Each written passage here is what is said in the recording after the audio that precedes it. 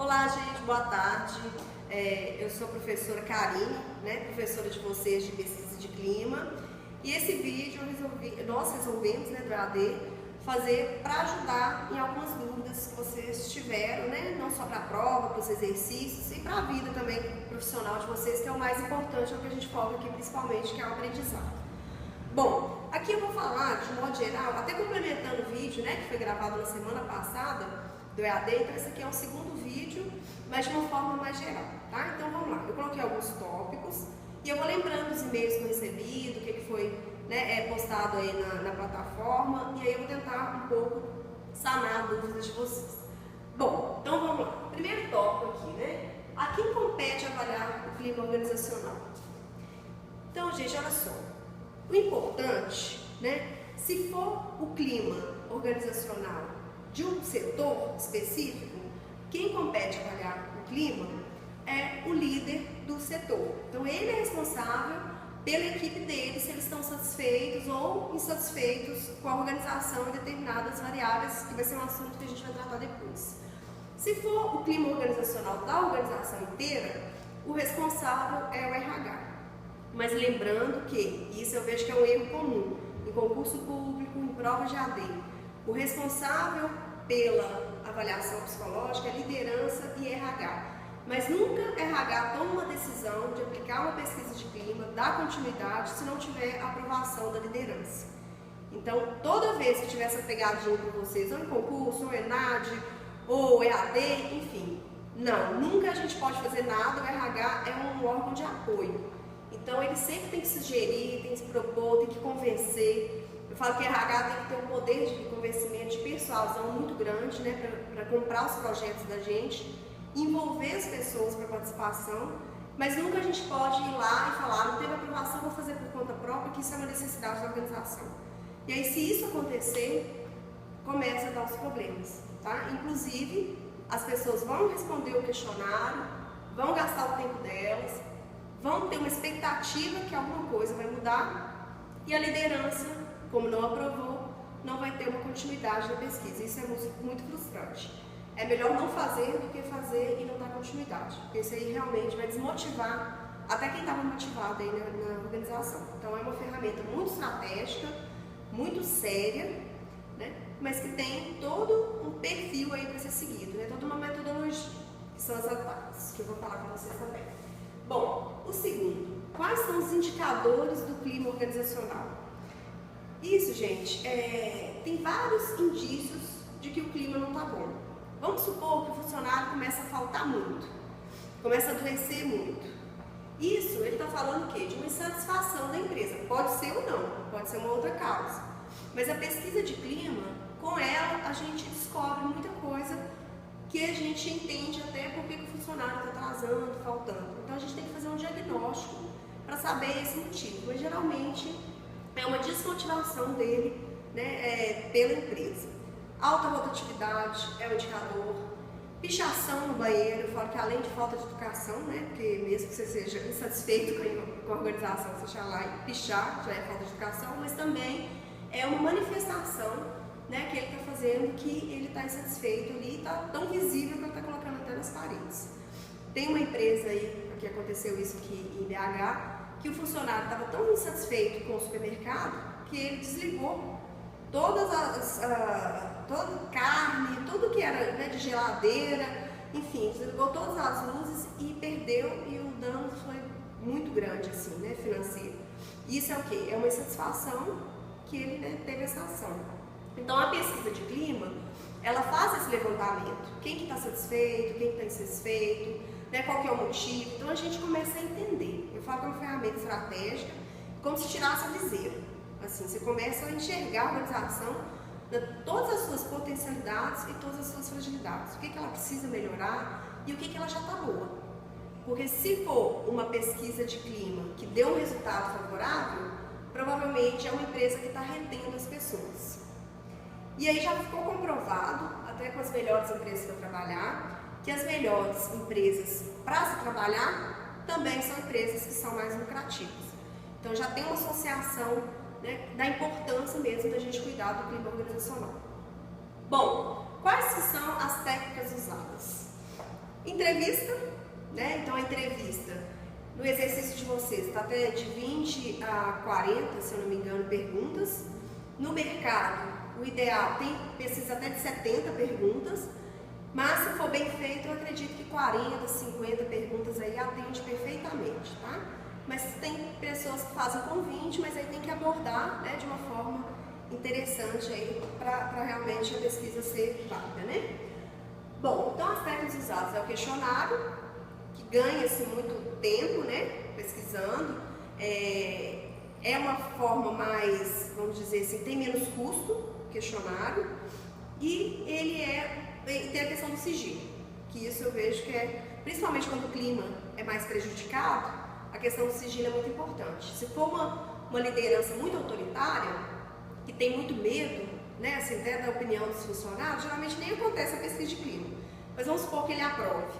A questão do sigilo vai ter mais validade a pesquisa. Porque se for uma pessoa, né, que não tem essa... os funcionários não vão falar. Né? Eu, por exemplo, Karine, falo que a empresa tem problema nisso, nisso, nisso e nisso. É como se eu estivesse assinando meu atestado de demissão. Então, o certo é ser sigiloso mesmo, né? Para não correr o risco e não expor ninguém. A importância da pesquisa de clima não é quem falou, é o que foi falado. Tá? Então, sempre nesse sentido. Bom, então, técnicas utilizadas. Questionário, tem a entrevista, que é quando você aprofunda com o funcionário. Funcionários, né? Geralmente a gente pega, quem a gente pega para pesquisa de clima, questionário todo mundo. O ideal é o mais próximo possível da amostra. Painel e entrevista, a gente não pode pegar as mesmas pessoas, tá? Porque senão vai chover no molhado, tem mais ou menos aí a mesma finalidade, que é aprofundar aí no conteúdo. Mas o painel geralmente é feito de 8 a 10 pessoas, aí de 8 a 12, alguns teóricos falam de 8 a 12 pessoas, e cada um de um setor, e lembrando que a gente não pode misturar operacional com administrativo e com gerência, tá? São grupos diferentes, porque se você colocar operacional junto com a liderança, ele não vai se sentir à vontade para falar os pontos negativos, por exemplo, da organização, inclusive para falar do líder dele. Talvez o líder dele está no meio do painel, então isso não funciona. A gente tem que separar liderança, administrativo e operacional. Mas é uma técnica bacana, porque eles debatem e aí a gente chega a conclusões ali muito ricas. Algumas empresas chamam até de grupo focal. É uma técnica bem interessante, mas tem que ter mais treinamento para a pessoa que for conduzir. E geralmente o painel é feito com 2 pessoas. Uma para conduzir, olhar nos olhos, fazer a integração, fazer conexão entre os funcionários, fazer o contrato psicológico, e outra para registrar, né? Ou gravar, mas aí tem que ter autorização aí da equipe. E sempre pensando no contrato psicológico. Tudo que vai ser falado aqui, né, é apenas para melhoria da organização e nada vai ser passado para a diretoria. Não, a gente não vai falar quem falou o quê. O painel tem uma quantidade mínima de pessoas também, padrão, igual tem? Geralmente são 8 pessoas. Tá? Bom, então são essas, né, as técnicas: questionário, painel e entrevista. O mais comum no mercado é ter entrevista. Ok? Mais alguma dúvida? Entrevista ou questionário? Entrevista, mais comum é questionário. A entrevista e o painel é como se fosse um complemento. Okay?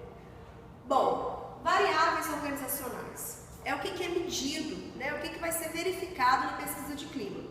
E aí tem liderança, restaurante, comunicação, relacionamento interpessoal, se as pessoas cooperam entre si, né? Se elas se relacionam bem. Tem a questão também de estrutura física da organização, então são várias variáveis. Bom, etapas da aplicação. Muito importante, gente, como tudo na vida, o planejamento.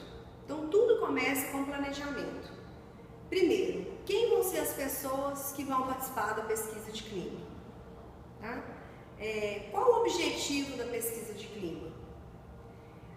Mas o primeiro passo para começar a pensar nisso tudo é a aprovação da diretoria.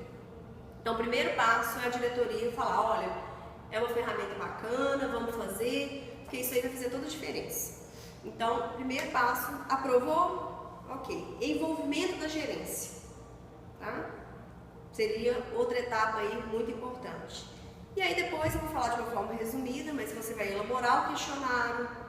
Todo o questionário que vocês elaboraram, enquanto RH, vai ter que ter a validação da diretoria, de quem contratou o seu serviço ali, né? Para quem que você está, seu cliente, vamos dizer assim, tá? Tem que ter a validação. Pode ser que ali ele fale assim, nossa, isso aqui pode tirar. Não, isso aqui você acrescenta. Isso aqui tem mais a cara da empresa. E aí ele vai dar a cara da empresa para a pesquisa que você elaborou. Bom, além da aplicação, depois tem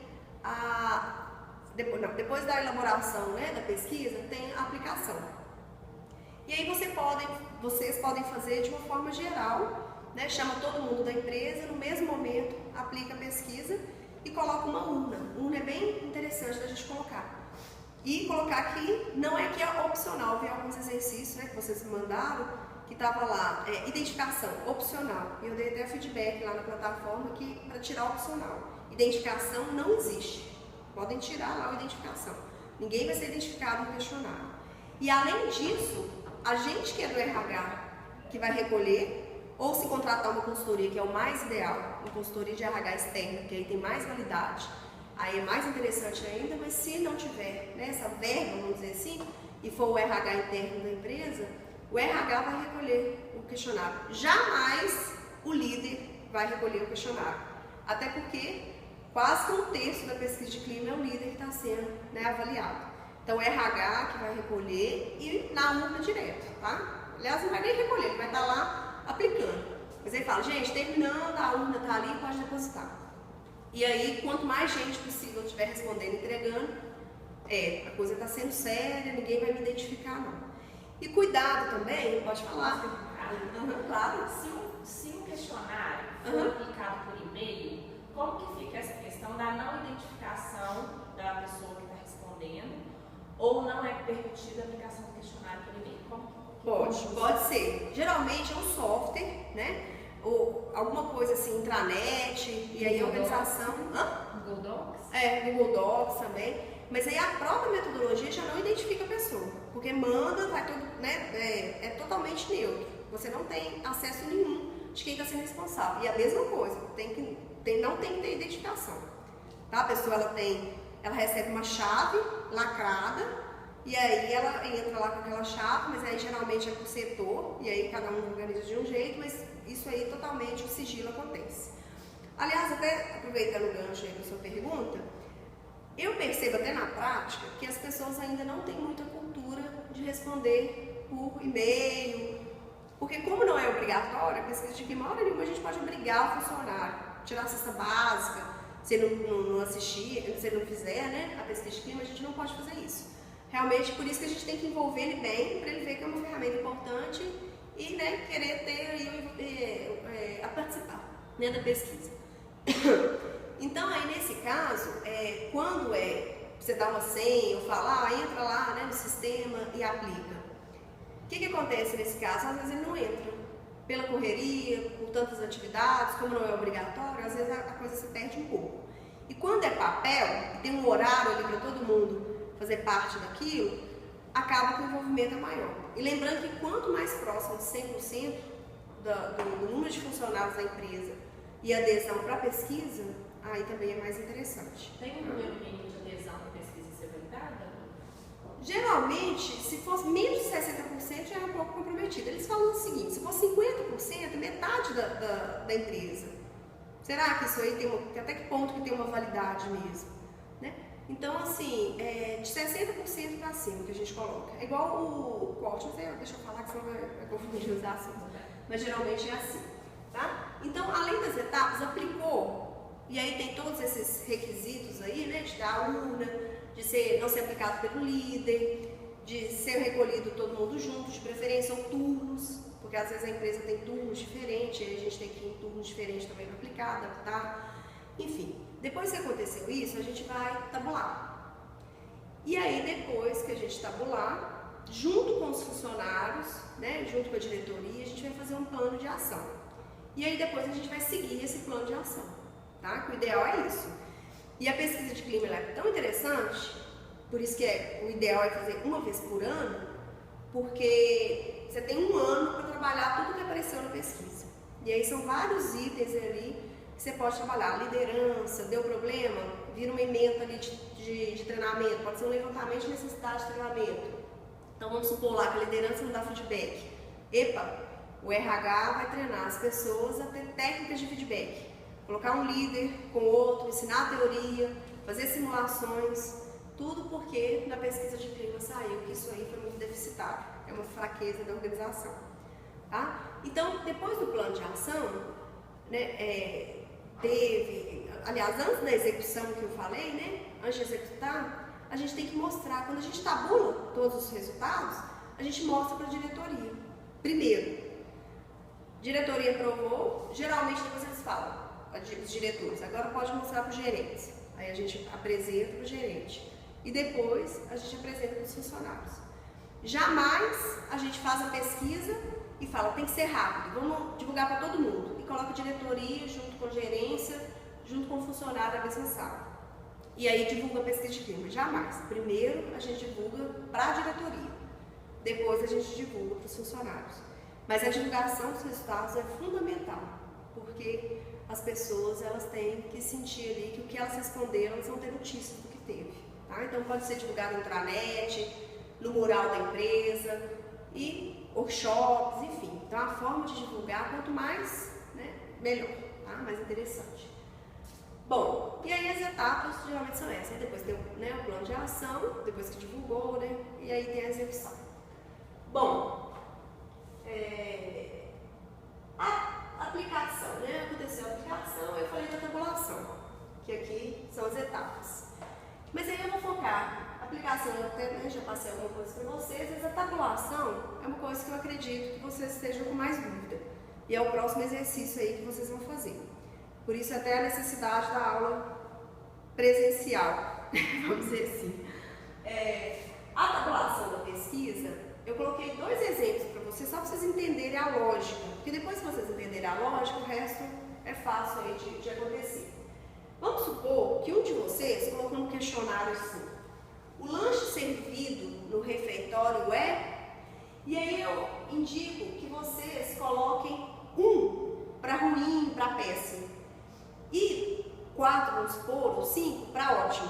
Por quê? A gente, culturalmente, a gente já sabe que quando a gente tira uma nota 1, é pior do que uma nota 4.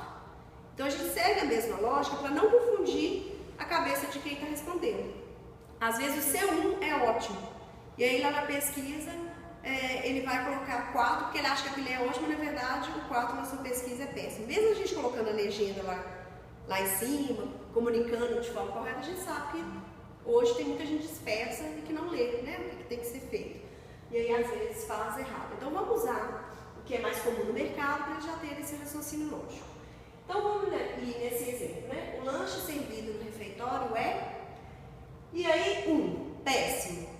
2, ruim. 3, regular. 4, bom. 5, ótimo. A gente vê muito essa legenda no mercado.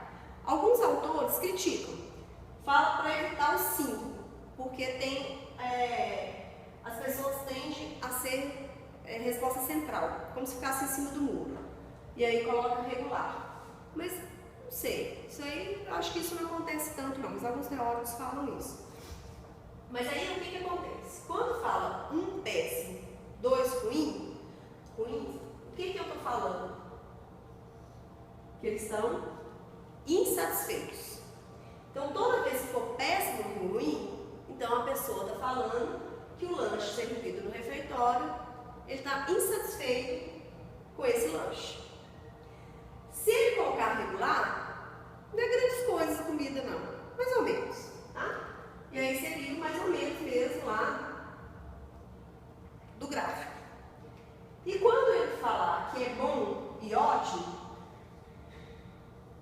ele está satisfeito com a comida. A comida para ele tá, né, não tem problema nenhum.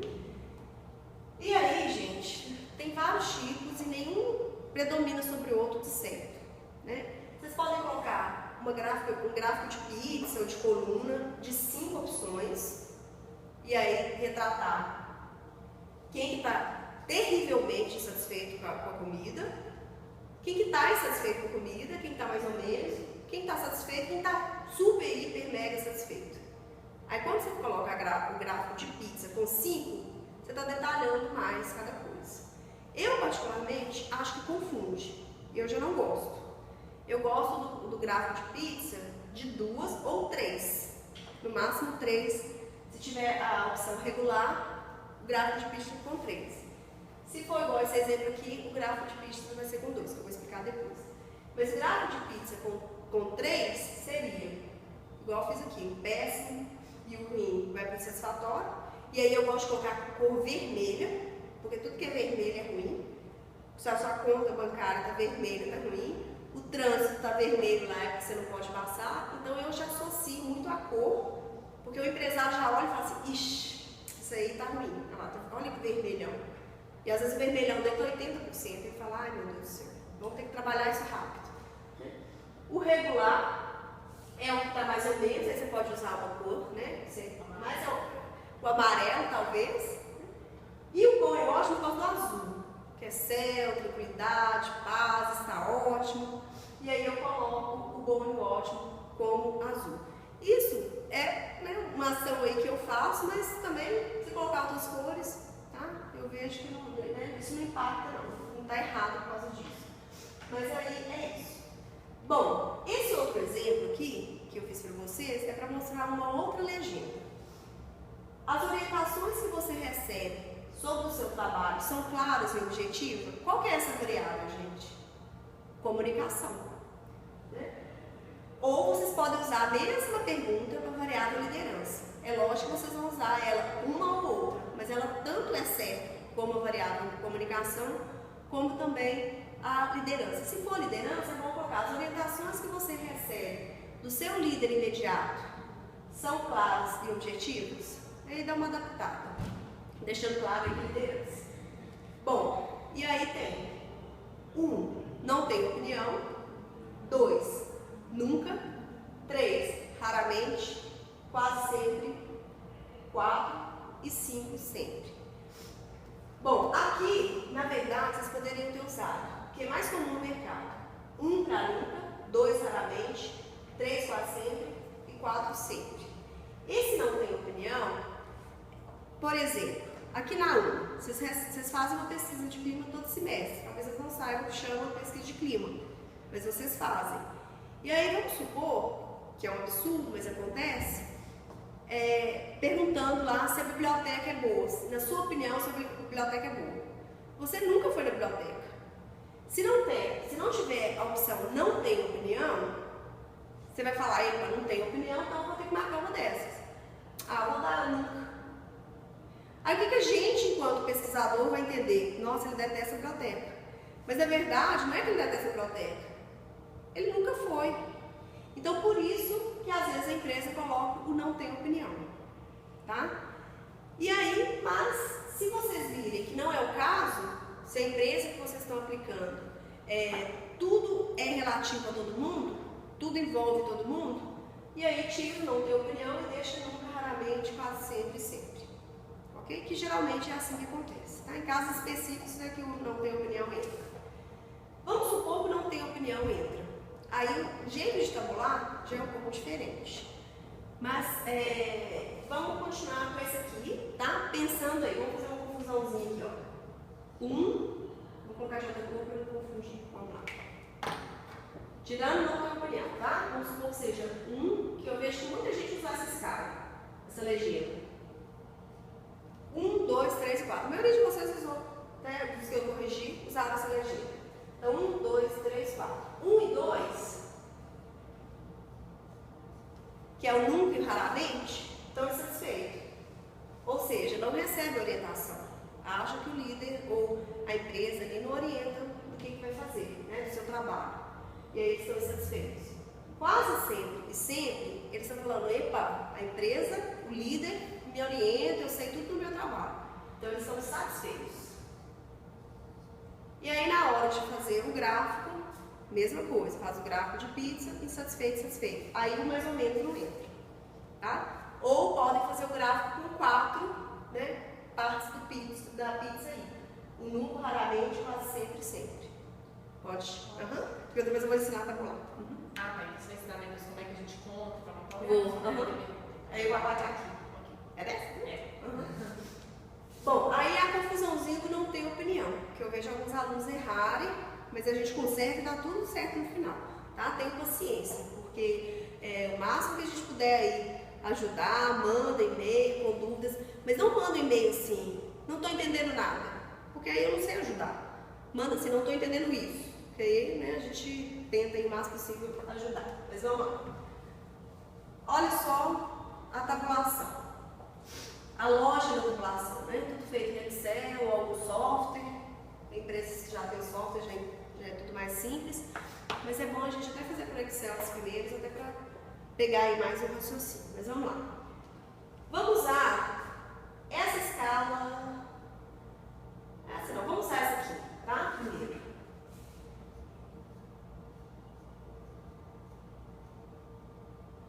Três, 4. E aí vamos pensar aí, 1 nunca, 2 raramente,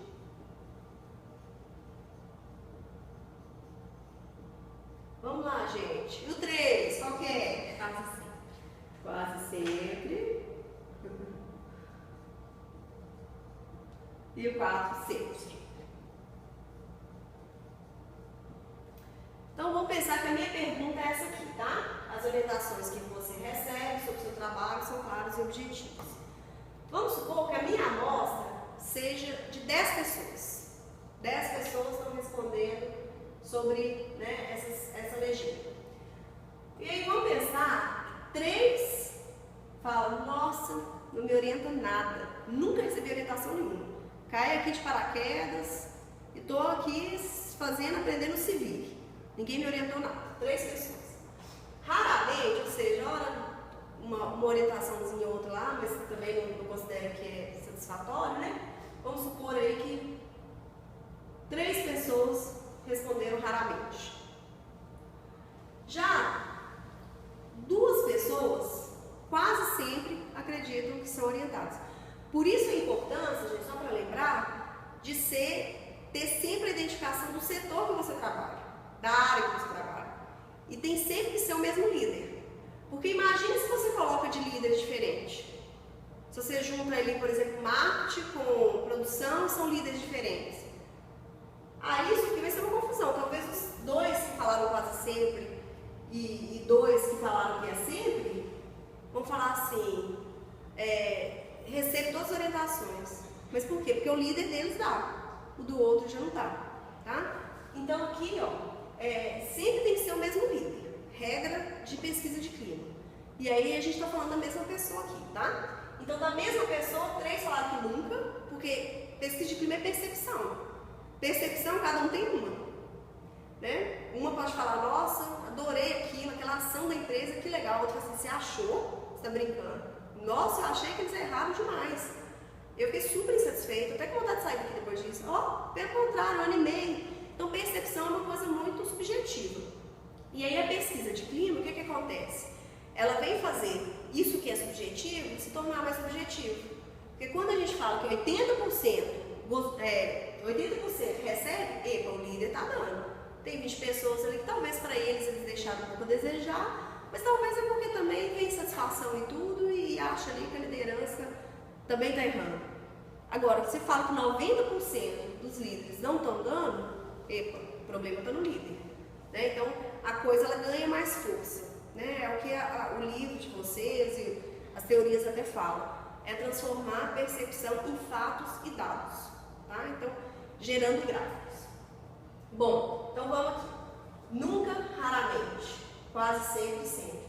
Então aqui, gente, não são 10 a minha amostra?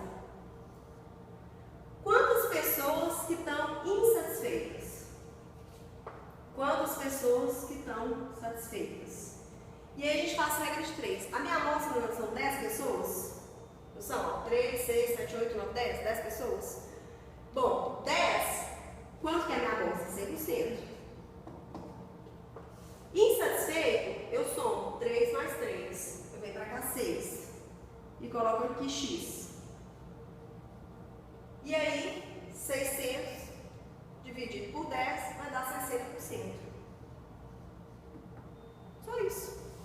E aí eu vi que 60% estão insatisfeitos. Então, epa, enquanto RH, essa é uma questão que eu vou ter que desenvolver bem e trabalhar, que é um ponto de fragilidade da minha organização.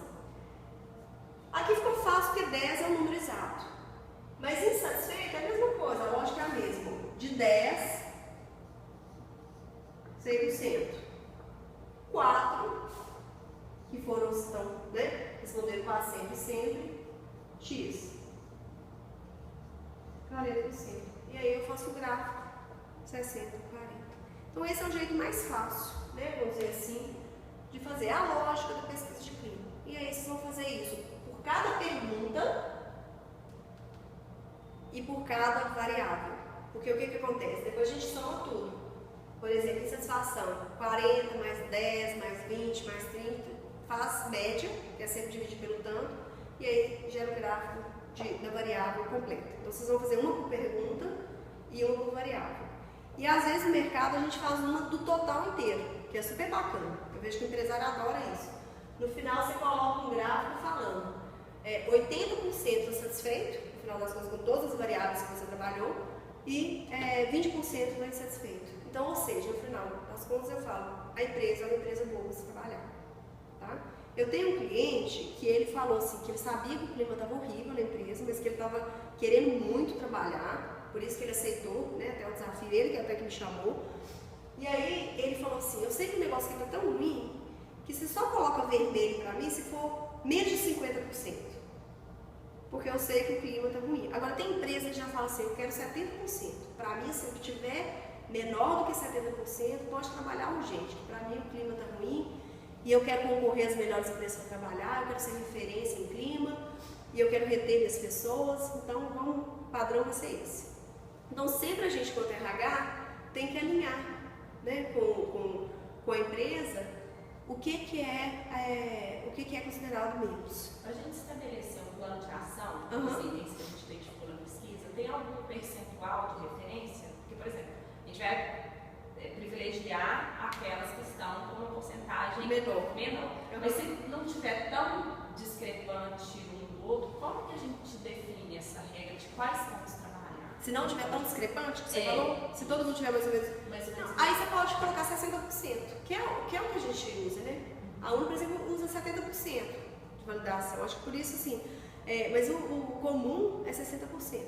Mas para fazer o plano de ação, para fazer o plano de ação, melhorar a minha comunicação. Então, tudo que tiver abaixo de 60%. Agora, por exemplo, eu já fiz também pesquisa de clima, que eu contei contra exemplo, né? Mas eu já fiz pesquisa de clima que deu tudo mais de 80%. E aí não tem plano de ação? Tem.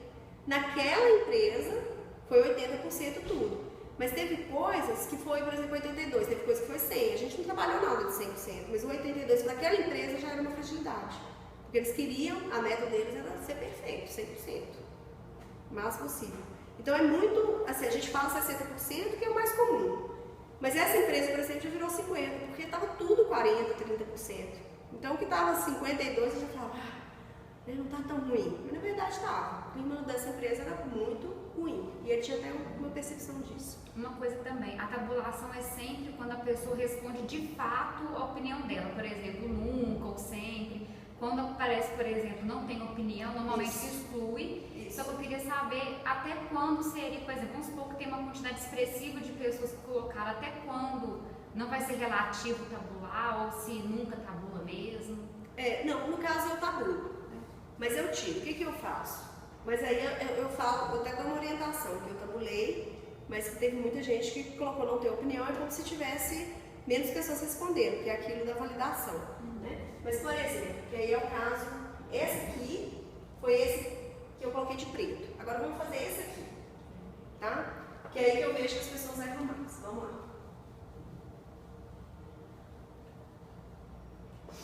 Então esse aqui, não tem opinião. 2, nunca. 3, raramente. 4, quase sempre.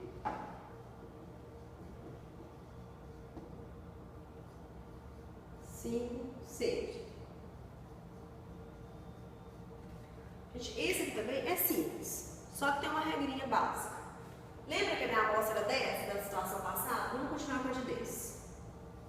Só que aí já vai precisar da ajuda de vocês aí para a calculadora, né? Porque aí já não vai dar exato aí, facinho, né? Igual a outra. Mas vamos lá. 10. De 10, vamos supor que as orientações que você recebe no seu trabalho são claras e objetivas. Não tem opinião. Por isso que eu não gosto de não ter opinião. Porque parece que a pessoa não quer responder, ela não tem opinião. É lógico que ela tem que ter uma opinião. É ou não é?